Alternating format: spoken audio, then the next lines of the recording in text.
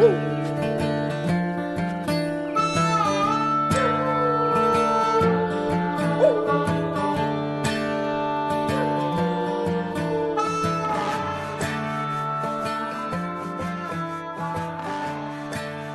everybody, welcome to episode 47 of the Go Get Outside podcast. This is your host, Jason Milligan. Welcome back, welcome aboard. On today's show, we have Dan Sedlacek, a person whose name is very easy to mispronounce, but I am pretty sure I am saying it correctly because it is how he said it in the recording. So Dan, I hope you do indeed know how to say your own name because I am taking my cue from you. So who exactly is Mr. Dan Sedlacek? Well, he is not only a thru-hiker who has hiked the entire Pacific Crest Trail, but he is also the founder of Uphill Designs, an independent gear company. Late last year, while Erica and I were traveling across the U.S. on a road trip mentioned innumerable times here on the show, we stopped on an appropriately rainy day in Seattle at the offices of Uphill Designs, and I sat down with Dan and we talked about a number of topics, including thru-hiking in general, what it was like to hike the entirety of the Pacific Crest Trail, the history of his business and what the future holds, and how exactly he handled a day where he awoke pissing blood.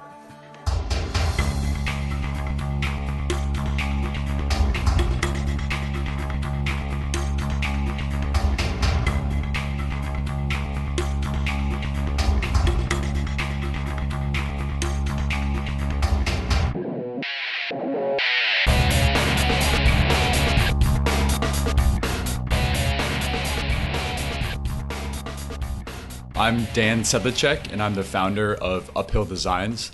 I thru-hiked the Pacific Crest Trail in 2013 and then wanted to start a handmade gear company after I finished. So hiking the PCT made you want to build a backpacking company? More or less. So I had built a lot of my own equipment for the trail. I'd sewn my own tent, I'd sewn my own backpack and cobbled together other gear, but I ended up having to buy my own trekking poles when I was on the trail. And so I knew when I finished that I wanted to try to make trekking poles. So that's what we started with. So what made you want to make your own gear? Because obviously there are plenty of companies that offer pre-made gear that they've tested and everything. What made you specifically want to make your own? Yeah, honestly, it was the weight and then the price. So when I was looking for backpacks and tents especially, they were definitely ones that fit in my weight range. But at that point, I didn't have the money to go after those really high-cost Cuban fiber tents or backpacks, and I was worried about how long they'd last as well. I figured since I'd grown up knowing how to do things like sew and weave and stuff, that I would try my hand at building a backpack. Yeah, I was able to get one for probably a third or a quarter of the price. So that was my big reason back then. Since you're making your own, you can kind of do whatever you want. Did that kind of play into it as well? So at first it didn't, but as I started hiking, and if anything went wrong with my backpack, I knew exactly what stitch or what seam to reinforce or where to go in and add something. Like I added a phone pocket on the chest strap. I knew when my roll top started separating exactly how to fix it. Whereas when other people had their backpack start to come apart at the strap or something, they basically just traded it in for a new one. It was typically what I saw. So it gave me a real connection with my gear and allowed me to kind of tailor to exactly what I needed. How do you think that the pack that you built, that you brought on the PCT, differed from the packs that everyone else was using? It was just so much lighter, and it didn't include things like most people don't have a hard frame now. Usually it's the plastic ones, but mine had no frame. It just used my ground pad as kind of a little bit of padding in it. I had no waist belt, and then it was just a single layer of sil nylon, so just ultra light. I think the whole thing weighed 8 ounces for the backpack. How much gear were you bringing along altogether? Because you said no waist belt, which makes me think you must not be bringing a lot. Yeah, of course. I would not ever recommend carrying above 30 or 35 pounds on your back if you're not going to have a waist belt. Certainly my average was probably under 20 pounds, including food and water. My base weight was something around 8.5 pounds, just under. So pretty light. Yeah. And I knew that going in, which is why I wanted the backpack so light. That would affect the way that you choose to hike the PCT, because since you're so much lighter, you can move faster, but then you also maybe don't have some of the things to rely on that other people do. So how did you approach the trail? So I definitely read a lot of Ray Jardine beforehand, and I'm not one of his most avid followers, but I do like his quote where he said, if you need it and you don't have it, then you don't need it, which is interesting in a lot of ways. But you can use what you have to get what you need out of any situation. At least that's what my experience on the PCT definitely showed me. Yeah, wait, so what was the question again? Yeah, so basically how you approach knowing that you were going to have such fewer items but then also not as much weight to contend with. How did that change the way you approached the trail and then also your experience on the trail? It definitely made the act of walking itself, an enjoyable part of the experience. I grew up backpacking with Boy Scouts, with my parents, the traditional backpacking where your backpack is supposed to be like no more than 1/3 of your weight. So here I was at like middle school age, hiking with a 50+ pound backpack, and the walking was hard. It was very difficult to go 8 or 10 miles in a day, and then I get exhausted by the time I get to camp, and camp is so great. But on the PCT, it was very different. It was more like a long distance run or something where I wasn't pushing the pace. I wasn't going super fast. I was just going all day. Even though I did really push the miles, I never went very fast. I just ended up hiking for 12, 13, 14 hours a day. Like you were saying, when you were younger and you'd have a heavy pack, you'd look forward to getting to camp. And that definitely happens on these longer backpacks where you're just so worn out from the weight and the slog, the excitement of camp to camp, and then sometimes what's in between is just the thing you have to do to get to camp. I imagine that was a little different for you because, like you said, you'd hike for 12, 13 hours and you could kind of just enjoy the walk. Yep. So let's rewind back a little bit. So we started out with you hiking the PCT, but most people don't just wake up one day and decide to hike the PCT, except maybe Cheryl Strayed maybe did that. Her. Yeah, well, I tell people when they ask, because that's one of the common questions PCT hikers get asked is, did you read about the book or did you watch Wild? I read Wild 2 days before I started the trail, and I tell people that my journey was basically the exact opposite of Cheryl Strayed's. I over-planned, I over-engineered my setup. If I was to go again, I think I wouldn't be so skimpy on the weight, but because I'd never done anything over a 50-mile hike, I wanted to make sure that my body wasn't carrying too much weight. I didn't obviously wake up and just start hiking the trail, so kind of what went into that. The best story I can tell when I got inspired was on that 50-mile hike that I took. I took one 50-mile hike before I did the PCT, and that was as I believe a 14-year-old in Boy Scouts. One of the most important things there was I was struggling below my pack, hiking 7 to 10 miles a day. We saw these ragged guys start to pass us, and I don't think we saw any women at that point, but there was a group of about 4 or 5 guys spread out over the course of 2 days, all hiking north and all with huge beards. And they told me that where they had come from and the friend they were trying to catch up with, and that made some sense to me, but what really made sense is they said they had been out there for 5 months already. And I had been out for 4 days and was already enamored with hiking and lost in the lifestyle of it, but slogging below my huge pack. And so I just couldn't get out of my mind that they were basically living out in the woods all the time. And I asked them the typical questions like, how do you eat? How do you talk to people, all that kind of stuff. Like, what do you do if the weather gets really bad? And so ever since that age, I knew about the PCT. I knew that it was something I was inspired by. I watched a YouTube video that I think is still out there called Walking the West. I highly recommend it. These 2 guys quit their jobs in San Francisco and just attempt to thru-hike the PCT, and it's excellent. So I watched that later on while in college and was like, yeah, this is something I'm doing very soon. So basically you kind of started out in Boy Scouts and then came across some people that kind of inspired you to pursue that path. Really the turning point, my grandmother passed away about 7 months before I started hiking the PCT, and it was right around the same time as my brother was finished with his duty in the Air Force. So we met up at my grandmother's funeral, and obviously that was a time in our life where there was change going on and a lot to talk about. And so we sat down and decided that we were going to do something together. Something that we wanted to do to take time for ourselves and do something together. So we started hiking the PCT together about 8 months later. And when did you know that you were going to build your own gear to take with you? When you saw the prices at REI? Yeah, so everyone asked me about REI, and I know Cheryl Strayed went to REI and got decked out there, but REI has a very vested interest in telling you that things are ultra light and that you should gear up with all of these things that you need. And it's they have great sales tactics to make you think that you need something. They're, I'm sure, a huge luxury for a lot of people who are just going out for a couple of days. But really, after reading the PCT thru-hikers Handbook by Jardine, I just felt that I knew enough that I could make my own list. I could decide exactly what I want. So instead of getting some titanium cook pot and like a really lightweight stove, I went without a stove, and I took just a plastic Ziploc container, one of the rigid ones, like that you can store food in. So that was my dish. So I didn't have to spend $50 on a titanium thing. I spent $1.50 on this disposable thing. Same with my water bottles. They were all just emptied Gatorade bottles. And really now we're lucky to have the information of all these hundreds and hundreds of other successful thru-hikers and how they did their own hike. And so there will be people who are using an REI backpack and an REI tent. They're carrying 40 pounds on their pack or in their back with like a 25-pound base weight, and they'll successfully finish the PCT. So it takes all kinds. So then you decided to build your pack, kind of provide your own gear. Did your brother do the same, or did you make his pack as well? He actually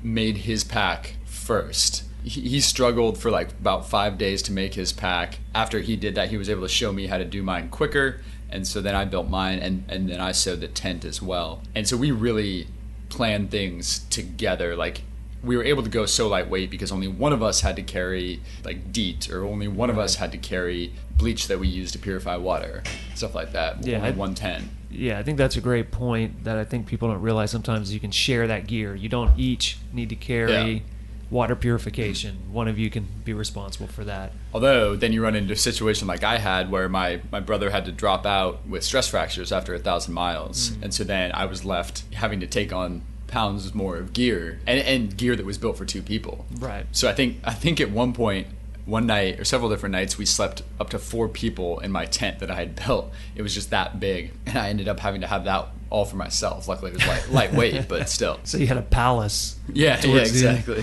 How long did you spend on the trail? I spent 101 days. Okay. So funnily, it averages out to almost exactly a marathon a day. It's like 26.3 miles a day. Okay, so you went through quite quickly then. Yeah, and my trail was actually pretty split up into 2 different journeys. There was the journey with like my brother and the group we were hiking with for the first 1,000 miles, and then I split off on my own and hiked a lot faster and a lot longer every day after my brother ended up dropping out. And I'd never hiked by myself, so I was sitting there in Tuolumne Meadows in the heart of Yosemite, was kind of faced with the situation I'd never encountered. Like, I'm gonna go do this thing by myself. And even though I had 1,000 miles under my belt, I didn't necessarily feel prepared to do that. My brother's trail name was GPS because he's the one, he was never wrong about where we were going, how long it was till water. And obviously now we have great things like the half-mile app and stuff to take us through places, but he invariably was the person who charted all the maps. So I had to do that, and then other things that he had taken under his wing, I had to do all by myself. So you don't start on a trip like this, although it sounds like you did it in half the usual time. You don't start on a long trip like this and then finish it and just go back to life exactly the same person you were before. You also mentioned that it was a kind of a transitionary period of your life that you decided to do it. So what happened when you finished and it was time to return to society? So this is something that is very important for me to talk about, and it's something that I invariably end up talking about with other PCT alum, whether they finished their thru hike or only got only 500 miles in or whatever.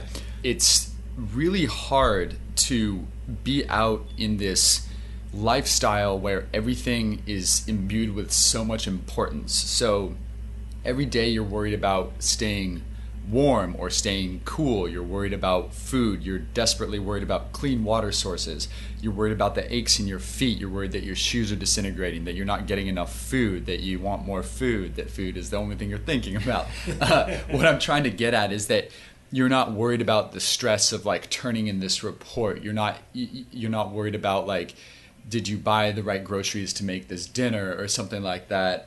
Your rent isn't bothering you. So the stresses are very different, and it's very hard to kind of return to what we jokingly call the real world, like in quotes, because you have all of this strength and all of this freedom, and then trying to fit back into a normal society doesn't really work for people who've hiked the PCT, and it certainly didn't for me. So my goal upon returning was to take all that I'd learned and all the strength that I'd built up from pushing myself past my limits multiple times a day. And I was going to finish up a graduate degree. I was then going to either consult for a couple years or go right into MBA school. And then I was going to start my own company about 5 years down the road.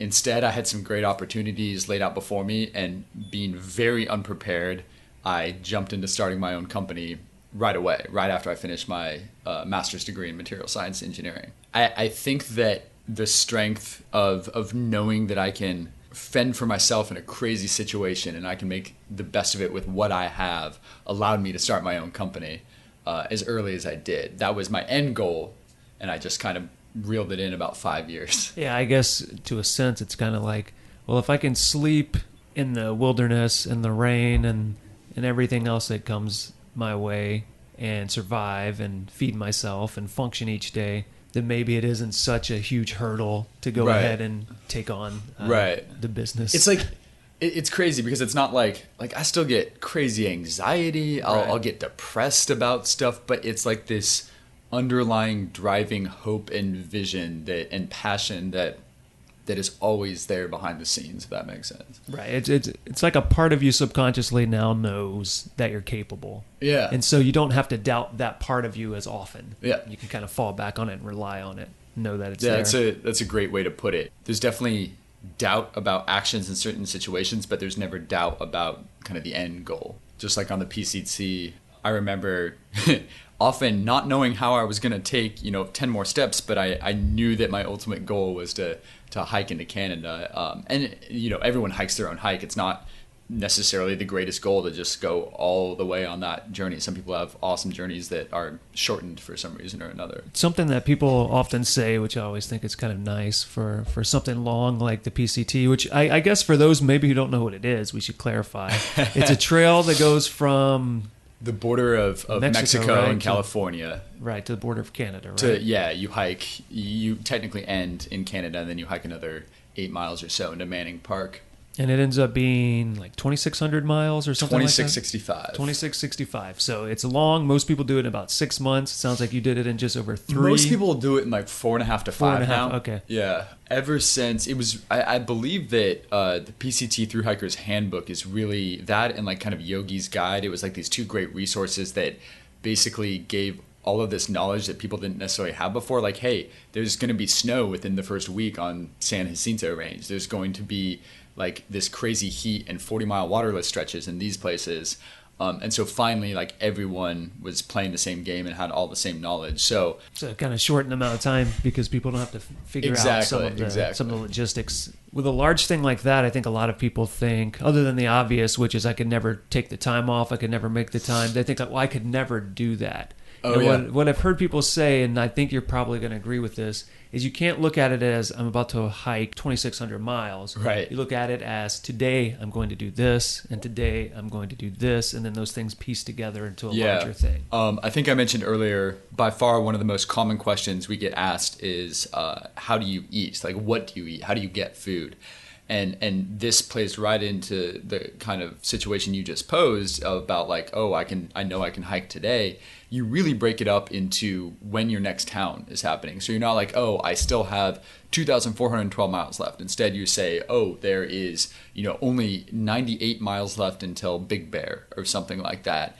And that's going to take me, say, 4.5 days to get there. Well, you've probably hiked 4.5 day hikes before, or if not, you've done something else like a journey abroad for 4.5 days, whatever. You know how to carry food for 4 days. You know how to go into a grocery store and buy food once you get there. And so it's just these small chunks of dealing with things as they come up. Yeah, and then there's a lot of, did you ship food and things to yourself, or did you just resupply at each town? I did, because I was following a lot of the suggestions in Yogi's Guide and then also the thru-hikers Handbook. I feel that I over-prepared and I over-shipped. I think I sent out about 12 or 13 resupply shipments to myself.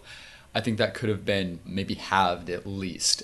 Most of the places that used to be known as kind of like food deserts and not have enough to resupply with, if you're not super picky, and now that the trail has kind of exploded compared to the amount of people that hike back then, even 5 years ago, there are often food resources at these places now. What do you think, and maybe what do you think it cost in the end, food-wise, for you for those 3.5 months? I think my total cost ran right around $5,500 to $6,000, which is really middle of the road. People do it for a lot less, and people do it for twice as much. Because I didn't have very much gear at all for ultra lightweight hiking, I definitely spent around $1,000 on gear. And I would estimate I spent at least $3,000 on food. And so then, I did do a couple hotel stays, definitely binge eating at restaurants, even at Denny's. That'll... yeah, I've heard stories of people just buying a whole pizza and then just devouring the entire thing as they walk. When my brother and I were hiking together, the first dinner when we got to town, not like everything we ate, but just the very first thing we ate was always splitting a rotisserie chicken, a couple of the like pre-made salads that are sold at most grocery stores, a 6-pack of beer, and one of the big things of ice cream, like the pint or whatever. No, pint's too small. The gallon? Quart. Oh, the quart. No, yeah, okay. A gallon would be ridiculous. that would be But so ridiculous. Splitting that just to kind of satiate and then clean up and then go back for more food. Yeah, because you were probably burning so many calories each day that by the time you got to a resupply station, you had probably lost weight and your body was just craving enormous amounts of calories. And one of the things I try to tell people is just eat as well as you can, and taking good food is always worth the extra weight. So I did a lot of things to cut weight, but I would do things like take fresh apples and avocados and carrots and broccoli, and you want to make sure you're not taking it, out in the desert for 5 days. Like, definitely eat it in a reasonable time, but I would never recommend doing something that's basically like salted cardboard, like these packaged meals. If you dehydrate your own food, awesome. That's probably pretty good, but I definitely will never be repping frozen dehydrated food companies. Frozen food, what is that called? Freeze-dried. A lot of the nutrients gets taken out. There was one 5-day section when my brother and I tried to cut calories. I think we were just at about 3,000 calories each, which when you're hiking that long every day is nothing. Right. And we definitely bickered. We're like angry. Hiking just kind of sucked. and the views we didn't care about. Like, everything's just worse when you're hungry. Your injuries don't heal. You don't sleep as well. You're colder. So definitely eat well. So I think some people would ask, why would you want to do a long distance trail like this? Could it be fun? And I think you're going to explain that there's more to it than it being fun. Right. An example of like the kind of change in views that you get is that as I was hiking, you'd obviously encounter a lot of people, tourists in different towns who were interesting people and had wanderlust and would want to go see beautiful things. And they would say to us like, hey, you should go like see this beautiful waterfall, or go check out this beautiful view of this lake over here. But we saw that day in and day out in lakes that aren't even named, or waterfalls that nobody goes to because they're deep in the middle of the Sierras where people don't often like hike, up in, well, I guess the Sierras are well hiked.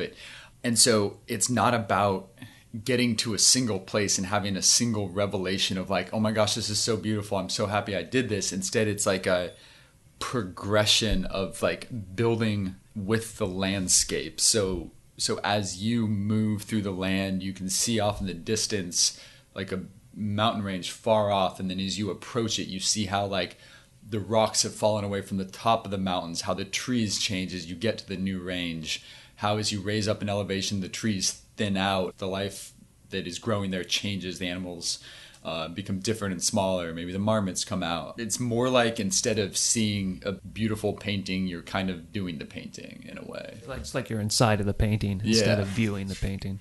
One thing that I always enjoy about backpacking is just waking up in one location and then putting everything that you need on your back, and then going to a different location where you're going to sleep the next night, and then doing it again the next day. There's just something really nice to me about being in a new, different place every single morning and every single night. Obviously, I am not very different from a lot of people once I'm living in a city and in an apartment. Stuff kind of accumulates, even though I try to be quite minimal. I still have probably 5 pairs of shoes for different activities. But when you're on the trail, you lay everything out each night, like you're talking about. All the stuff on your back goes around you, whether you're having a tent up or whether you're cowboy camping. and then you pack that all up and you take it somewhere else. And so you're connected. Everything has a purpose and everything's tied to you every day. One of my friends that I hiked the first 700 miles with, Marty, he always said that if you don't use something for 3 days, send it home. Everything you had was incredibly useful. So yeah, it gives you the experiences you're talking about where you can pick up and take everything with you. Although you better make sure to check twice that you're not leaving anything behind. Right. So were there any days that were just pure shit? Absolutely. People often ask me what was the hardest time or what was the hardest day or what was the hardest thing on the PCT. And to me, that really gets broken down into different categories of difficulty. So there were times where I got oxygen deprivation on the top of Mount Whitney, or I was food bonking and kind of hangry when I was going into Kennedy Meadows. But those weren't necessarily that hard because I understood what was happening to me, and I knew, you can always take one more step. So I knew in X amount of time or X amount of steps I would be through that difficult time. There were 2 times that really stuck out to me as the most difficult. Okay, so I want to talk about 2 days that were just terrible shit days. One of them was physical and scary, and the other one was more just emotional. So the first one was, it was this very weird kind of aura that started surrounding me on the trail, where people who were very strong hikers who I looked up to, people who ran ultra marathons, people who were in really good shape, had thru-hiked other trails, they were starting to drop out. They were going home, whether due to injury or just they weren't loving it anymore, or, there were couples who broke up. Obviously, there were couples who got married because of it too. A lot of things happened, but or people decided they wanted to rock climb in Yosemite more than they wanted to hike. Regardless, I felt like I was basically a newbie on this journey, and so it was scary to me to see all these people dropping out around me, even after weeks and weeks and weeks of doing this thing, and yet we weren't even halfway. So it's so crazy to have that kind of those thoughts enter your mind. And then my brother, I remember, right outside of Red's Meadow, he turned and looked at me, and he'd been going through a lot of different injuries with his feet. He turned and looked at me and he said, what would you do if I had to go home? And we had obviously talked about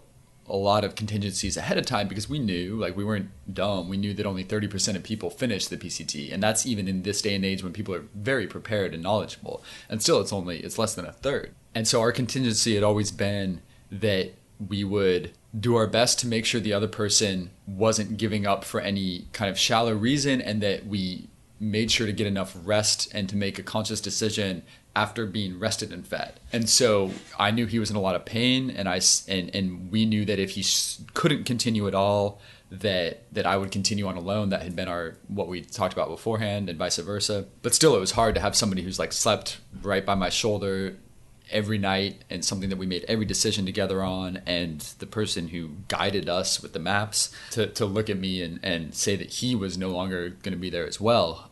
And sure enough, he ended up taking just over a week off to heal up, and met me later on in the trail because he thought he just had tendonitis. And so that healed up. He met me on about 9 days later, tried to hike with me again, and it became apparent very soon that there was something more serious with his injuries, and it was stress fractures in both feet. Then when he left the second time, it wasn't as much of a blow, but that first time was very difficult. Yeah, it sounds like based on him leaving and people you respected leaving, sounds like you probably were questioning your capabilities of doing it. The crazy thing is I didn't. I never questioned what I wanted to be doing. I never questioned that.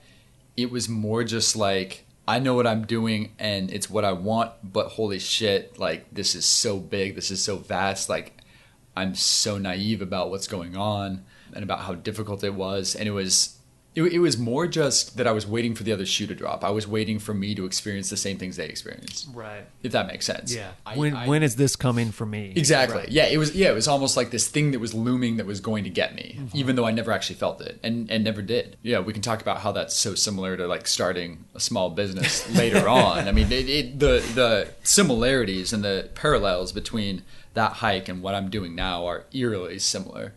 And the way I draw strength and the way obstacles happen. The next day I want to talk about is the story of physical pain and what was hardest in a way that had a lot of fear and a lot of pain involved. And I always say it's the dead cow story. So the dead cow story starts out with, I'm now a strong hiker on my own. I've been doing my own maps. I've been hiking all day. It's hundreds of miles later. I've passed the halfway point. I'm feeling good. I'm in Northern California, out of the hot desert, out of the steep Sierras. The hiking's easier. Everything's pretty great. And so I'm pushing the miles this day, and I'm going for my first 40-mile day, the second ever and the first in a long time. And so I'm trying to get to 40 miles, which, just was a nice little number in my head. Doesn't really matter. It was very hot, so I was definitely dehydrating myself, even though I was constantly trying to take in water. I was okay with it because I knew that at the end of the day I was getting to this spring that was known to be good water on all of the little maps, and by this point I had Half Mile app, and it was telling me that there's not water very close to this, but there's this spring that's always running. It gets dark, I'm still hiking. I put away my little Mylar umbrella and so happy to be rolling into camp, finally see the stream up ahead of me in the light of my headlamp. And I take out my water bottle, open it up, bend down, and see a white sheet of paper right nearby the stream. And it just has a skull and crossbones drawn on it. That's always a good sign. Okay, and this is how hikers often communicate, because all you can do is leave a message for someone behind you, or you send information with somebody traveling south. But we were past the Sierras, and the Sobo hikers hadn't reached us yet, so there's no one traveling south at this point. So people left notes, and this was a skull and crossbones with an arrow pointing upstream to where the spring head was, and it just said dead cow. I look up, and in the light of my headlamp, there's not a dead cow, but half of a dead cow submerged in the head of the spring where it bubbles out. And the smell was awful.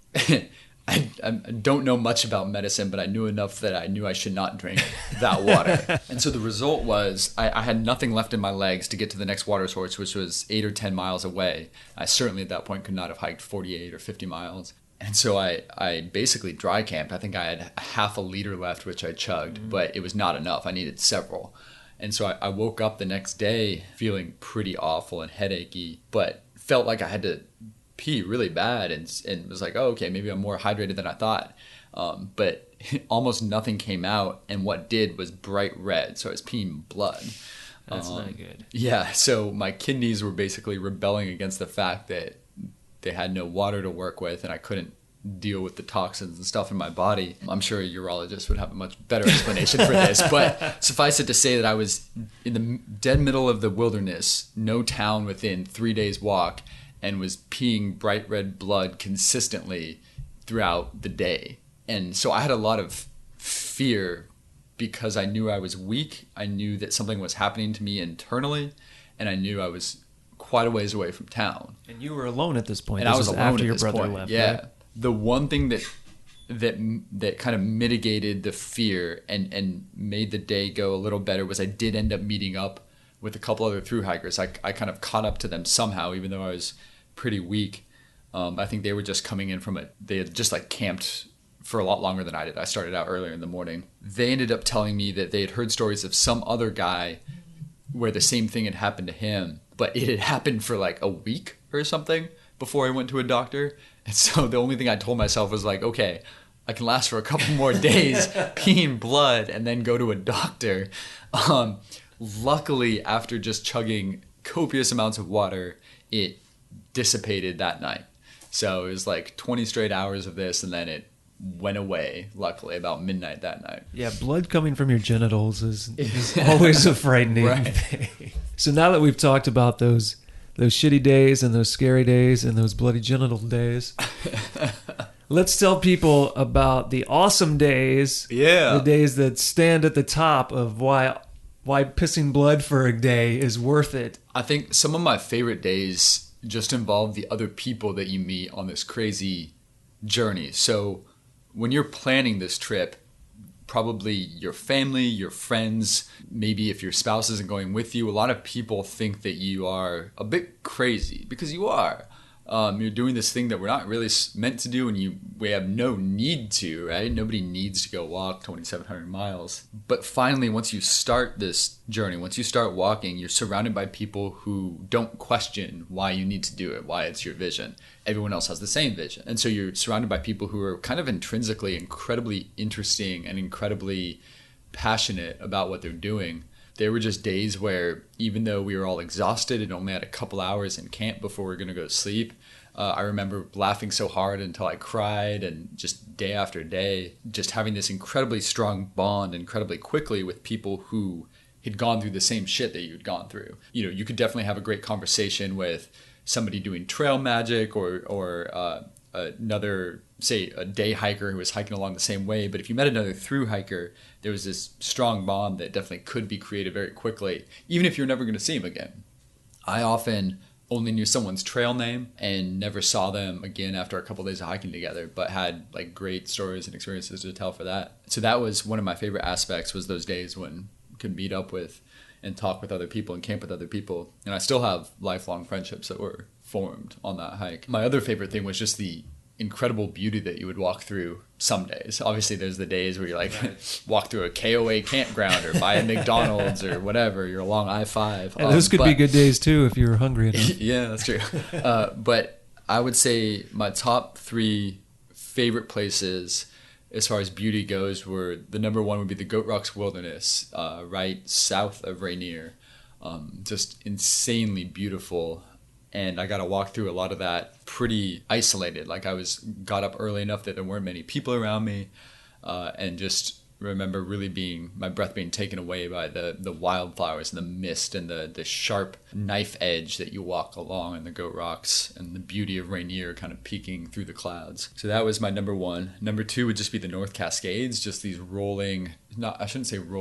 these steep green mountainsides with kind of sparse trees, and it was just these vicious 3,000 foot up climb, 3,000 foot down, 2,000 feet up, 2,000 feet down, and it just was this kind of stark beauty, and you knew you were ending the trail at that point. Really beautiful experience. And yeah, I would say that was my second favorite spot on the whole trail. And then the third, which I really want to get back to soon, was the Trinity Alps Wilderness in Northern California. I was told that the PCT does not even go through the most beautiful part of the Trinity Alps.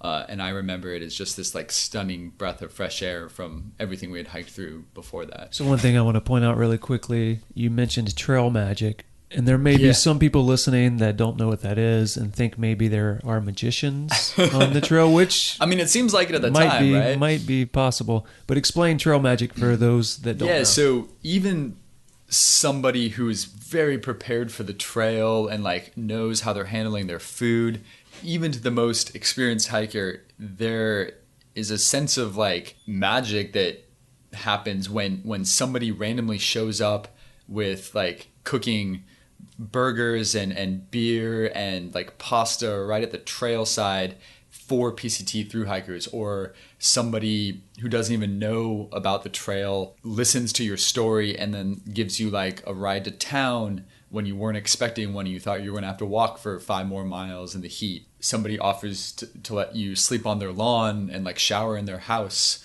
when they have no reason to do so. And so it's just this good things happen because you're doing this journey that you're passionate about, and other people understand that. And then there's the people who've been doing this for a while, right? So maybe they've hiked the PCT themselves years ago or know somebody else who has, and so they'll leave a cache of soda and chips or something right by the trail side, or fresh fruit. That's always awesome. And so it's just these little things that happen that feel magical at the time when you're not expecting. Yeah, I think a lot of people don't realize that there are these people that go out to those trails just to bring people food and snacks and, like you said, give people rides and let people stay at their homes. And a lot of them aren't on the trail. They just want to help people do this. And one of the best things to do now that the trail is much more full is to contact the local chapter of the Pacific Crest Trail Association to see how to best do trail magic, because you don't need 5 different cars showing up one weekend to do the same type of trail magic. You maybe don't need 5 different cars full of ding-dongs showing up to the same trailhead. But maybe you can send one of those to a different pass that's, only 45-minute drive away, but hours and hours of hiking time. And then you can have another one show up a different weekend or during the week. And so I know up here in Washington, you can contact the Pacific Crest Trail Association, and they'll help you kind of do the logistics of when to best do what for them. And maybe there's a water cache that you can resupply in California, or there's maybe giving rides to hikers to a nearby town is the best thing you can do. So yeah, now that the trail's becoming a lot more full, it's great to talk to the PCTA about that. Speaking of trail magic and people helping out each other and all these things, it's easy, especially the last couple of years with the current election going on, for people to be extremely cynical. Do you think that doing something like the PCT changed your perspective of other humans? It absolutely did. It was one of the best tours of America that I could, or of the US that I think I could have ever gotten. I was hesitant ahead of time because I knew we were going to these small backcountry, out of the way towns that aren't used to seeing visitors. But really, some of the places where we were treated more poorly weren't what you would expect. Like in Lake Tahoe, we were too dirty and too dingy for the locals. Or there was one stop in particular that had a real meth problem, and so the thru-hikers didn't look all that different than people who were trafficking meth, and so people wouldn't pick us up for rides. Hopefully that has changed by now. But there was these towns of like 200 people that really just treated us almost like all-stars or something. Like we were, and I think we brought a lot of revenue and like a cool vibe to the town. And so if you are hiking, one of the best things you can do is be as polite and as helpful and giving as possible to the people who do provide for, and the towns that do provide for the trail, because we definitely don't want to get a bad reputation, which I know happens now and again, even on the PCT, but definitely on like the Appalachian Trail and stuff, because we are burdening the resources to follow our own vision. At least at that point in our lives, aren't giving much back. Everything's going towards getting ourselves these 2,700 miles. So you finish up the trail, you make your own gear, or at least some of it, and then at some point you decide to start a business.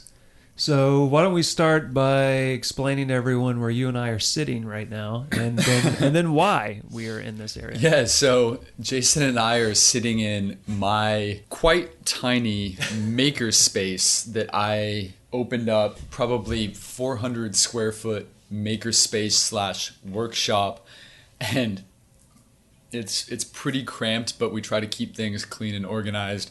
There's gear on the walls. There's bamboo lining the walls. We've got a couple sewing machines from the 60s sitting out on some small tables. There's a giant fabric cutting table that we folded down from the wall, and it's taking up probably a third of the entire room.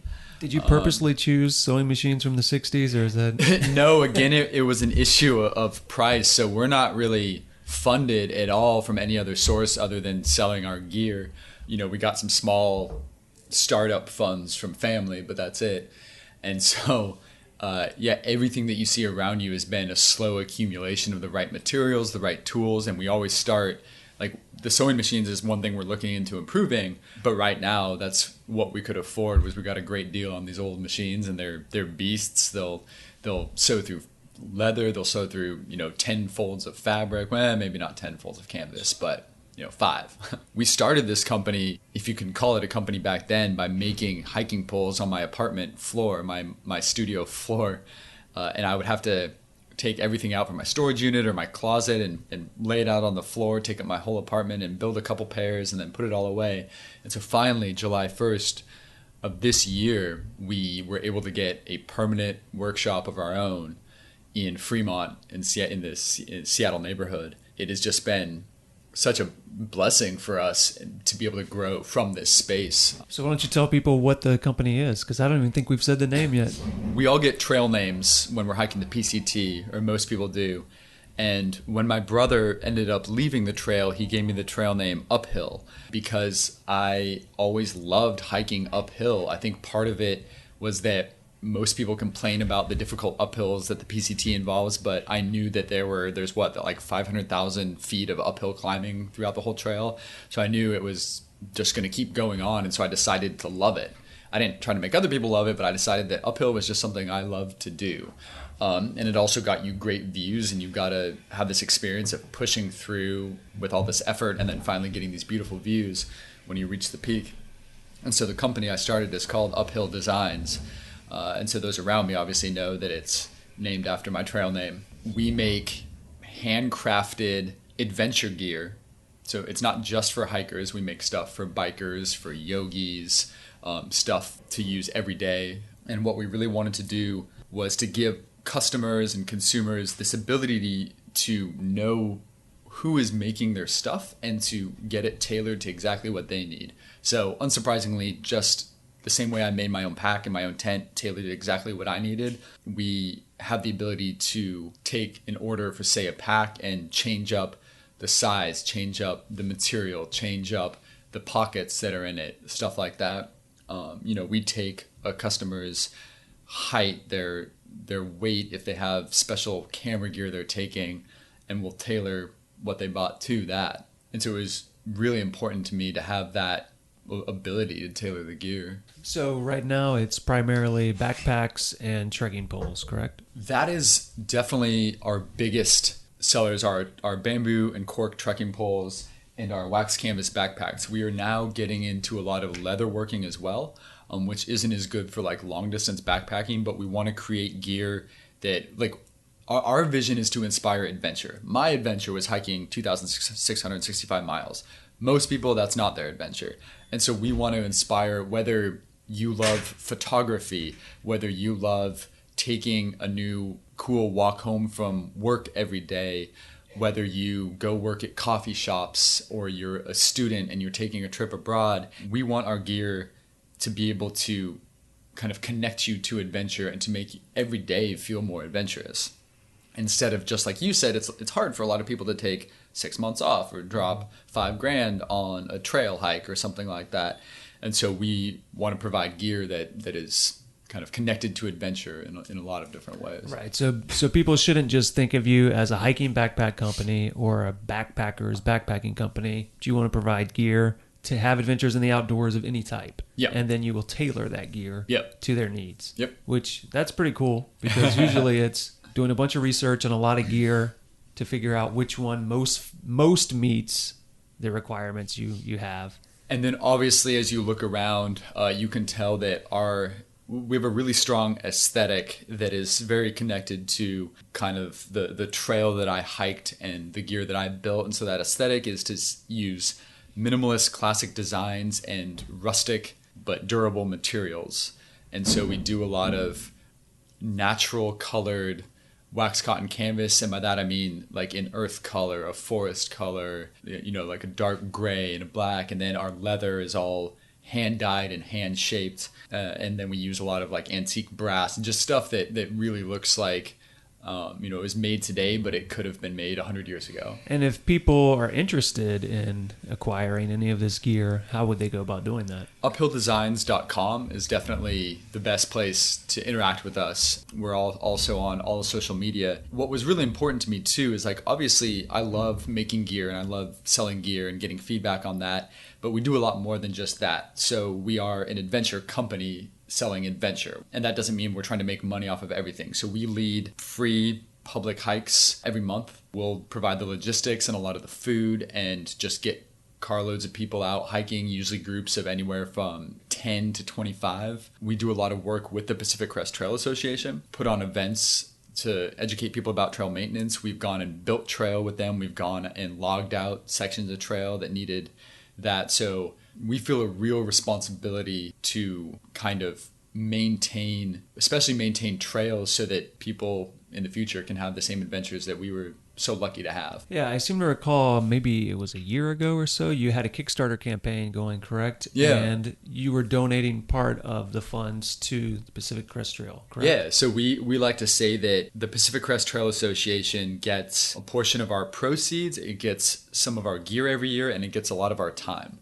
So we spend a lot of our time creating gear in our workshop, but when we're not doing that, we're out hiking or we're out with the Pacific Crest Trail Association building trails. So where would you like to see the business go from where it is now? That's a fantastic question. In 5 years, I would like to see us have grown into a larger workshop, several thousand square feet where we can have a higher throughput of product and be working with, I want everything to stay made in the Pacific Northwest. I think we have a great tradition of making durable quality goods here with a lot of the companies that surround us, like Outdoor Research, I know makes a lot of gloves here. Thermarest is here. Stove Company, REI was obviously based here, even though they don't make a lot of the stuff here. We want to be part of that tradition here in the Pacific Northwest. We want to be leading adventures, not just for small groups of people right here in Seattle, but we want to connect with tech companies in the area and be able to connect people who are maybe not native to the Pacific Northwest with the opportunities they have to hike and explore,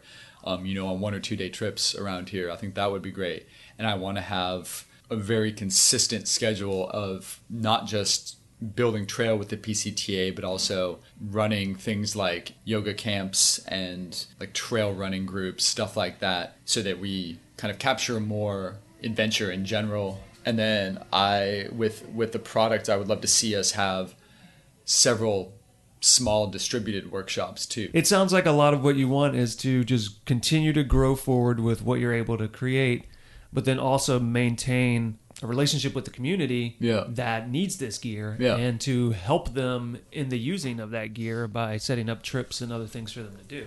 And then the other really important piece with the gear is, like I said, I want everything made here in the Pacific Northwest. And I also want us to always retain the ability to customize every piece of gear and for us to finish every piece of gear. And what that means is that we can get other awesome companies that we can work with to sew some of our most sought after products.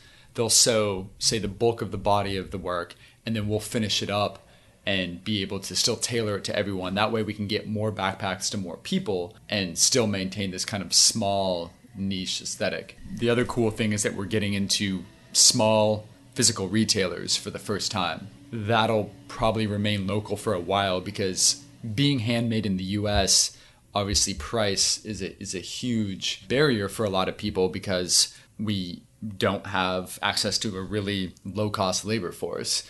And we take a lot of care in our designs and our work to make our products durable and lasting. We'll never be able to do something like sell through a true wholesaler like REI. REI usually demands, a discount even on their 50% cost that they usually charge, if that makes sense. So if you're trying to sell a product for $100, REI will buy it from you, the maker, for $50. And they usually even ask for less than that. So it will be impossible for us to do hugely wide-scale distribution through a traditional wholesale. Yeah, I think that's another thing people don't understand who haven't worked in business or retail is that when you pay $100 for something, the company does not get $100. Right. Not close. And so at this point in our life, we're basically just past our 2-year mark as being an official company. Growth is going well, and we foresee the future to be interacting with these small physical retailers. And then also, like right now,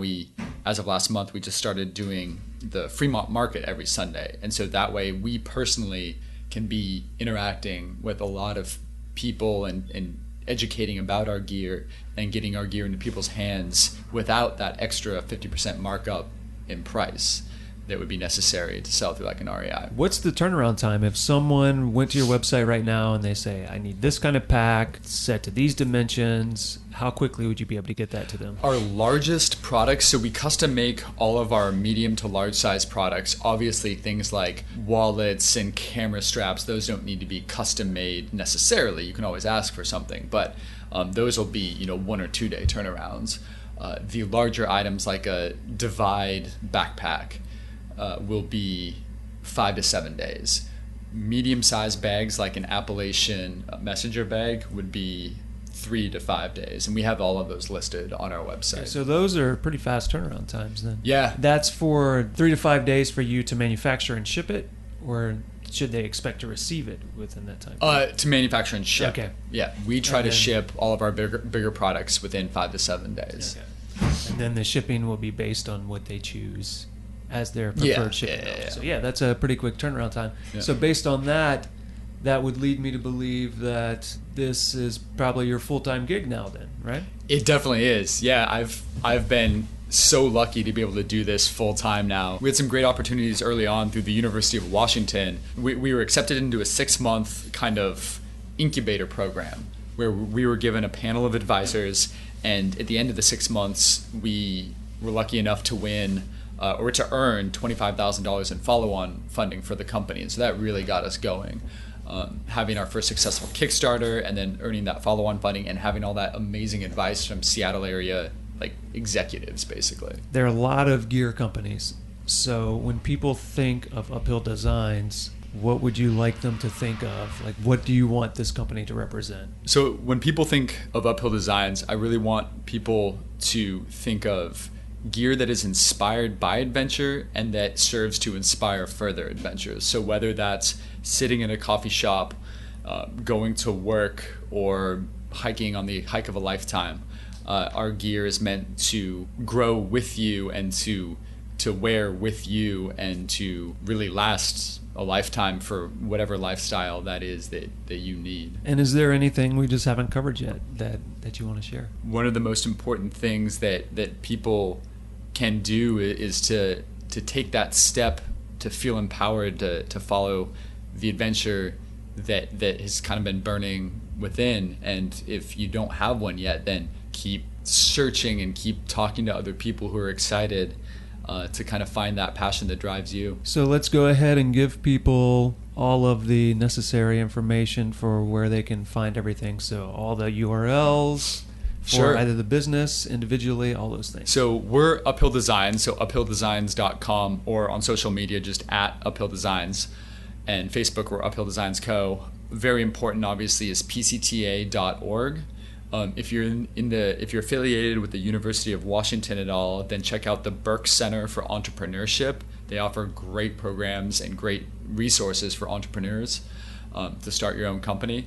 Another shout out, obviously, is to the Washington Trails Association, which maintains a lot of trails in Washington State, and we hike on a lot of those.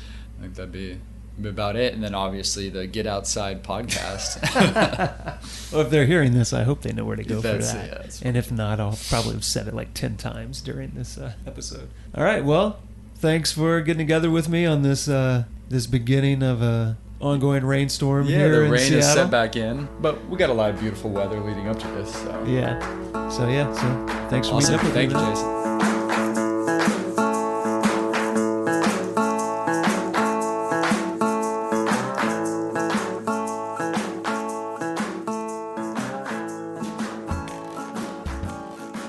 So besides releasing a few new products, Uphill Designs is also preparing to hike the Oregon section of the Pacific Crest Trail this summer. So the whole team is going to go out there together and hike that portion of the trail. So hopefully they'll have a great time doing that. And if you would like to have a great time, how do you like that segue? If you would like to have a great time, now would be a great time to go to the website, gogetoutside.com/podcast. Episode 47 with Dan Sedlacek, and there you're going to find a number of things, including various photos of Dan on the Pacific Crest Trail, and photos of those types of goods that you would find at Uphill Designs. And where would you find that gear? Well, I'm glad that you have telepathically asked me that, because there will also be several links there on the website, links to uphilldesigns.com, their Facebook page, their Instagram page, and their Etsy page. So you can find out all about Uphill Designs in all of those places and purchase some of their goods if you so desire. But that is not all. We talked about a lot of things on the show, specifically the Pacific Crest Trail, and I have posted a crap ton of links in regards to that as well. Links to the Pacific Crest Trail Association, Ray Jardine's webpage, including the newest version of his Pacific Crest Trail Hiker's Handbook, now known as Trail Life, a link to the trailer for Walking the West, the documentary that was mentioned earlier in the show, links to the Washington Trails Association, Yogi's PCT Handbook, the Buerk Center for Entrepreneurship, and we did not speak about it on the show, but Dan said that he would like to include a link to the page of Anish Anderson, who is the person who holds the PCT speed record. If you'd like to know more about her or look into her past adventures, there will be a link to her website there as well. And because you are already on the internet and you have so much homework to do, reading all of those websites and perusing all of those materials, let me add to that pile of work you have ahead of you and ask you to send us a message here at the show. Go at butcherbirdstudios.com. Let us know what you like. Let us know what you don't like. Let us know what you'd like to see in Season 3. Or maybe your machine has locked up because of all the links you've opened in separate tabs in your web browser of choice, and you cannot access your email at this time. Well, do not worry, my friend, because if you lift your telephone and call 818-925-0106, you can leave us a voicemail as long as it is 3 minutes or less on our Google voicemail account. And while you're using that phone, or if your web browser has started working again, do us a great big favor here at the show, if you would. Head on over to Stitcher, iTunes, Google Play, wherever you consume this podcast. Make sure you're subscribed to the show, rate the show, review the show, and if you don't mind, share it with someone who you think might like it, or maybe someone who you think won't like it at all. If you can spare a moment to do one or all of those things for us, it would be greatly appreciated, and it will help make sure that this show can continue into the future. Next time on the show, come back March 1st for the Season 2 finale of the Go Get Outside podcast. I haven't decided exactly what I'm going to do for the final show of the season, but I will have something put together by March 1st. So come back, say goodbye to the show for a bit, and get prepared for what we have in store for Season 3. See you then.